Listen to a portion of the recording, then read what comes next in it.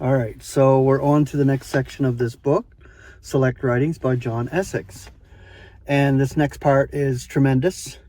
Christ as firstborn.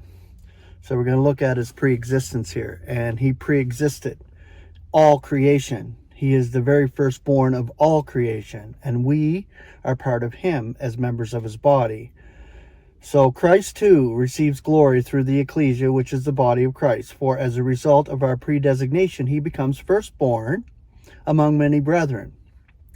There are 5 different aspects of Christ's relationship to others in which he is described as firstborn. They are as follows. Number 1, Christ's relationship to God. My son art thou, I today have begotten thee. Now whenever he may again be leading the firstborn into the inhabited earth. Hebrews 1, 5 and 6. Christ is the firstborn of God. Number 2, Christ's relationship to creation. He is the firstborn of every creature. Colossians 1:15. Hence all has its cohesion in him. Verse 17. Christ's relationship to humanity. He is the firstborn son of Miriam or Mary. Luke 2:7. Spiritually, he is the firstborn son of humanity, hence the title Son of Mankind.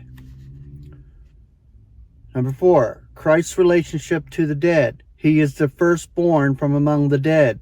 Colossians 1:18. This title is all-embracing, like that in verse 16, firstborn of every creature.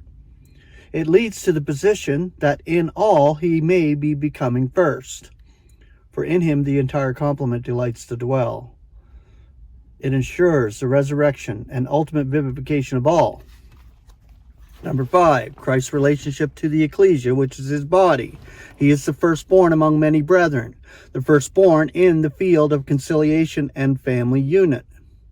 God is welding the universe into his own complete, or wielding the universe into his own complete family, after whom every kindred in the heavens and on earth are being named. Ephesians 3:15.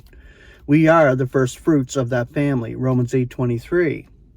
We have an expectancy prior to and in advance of the rest. Ephesians 1:12. But all creation is awaiting the unveiling of the sons of God. Romans 8:18. Our message to the universe is in line with that condition to which we have been designated, namely our sonship. It is ever and essentially one of conciliation, or peace, one-sided peace. As Paul puts it, we are beseeching for Christ's sake, be conciliated to God, be at peace with God. We are saying, in effect, God is for us, believe him, and he will be for you too. Let us rejoice in Christ the Lord, who claims us for his own. The hope established on his word can ne'er be overthrown.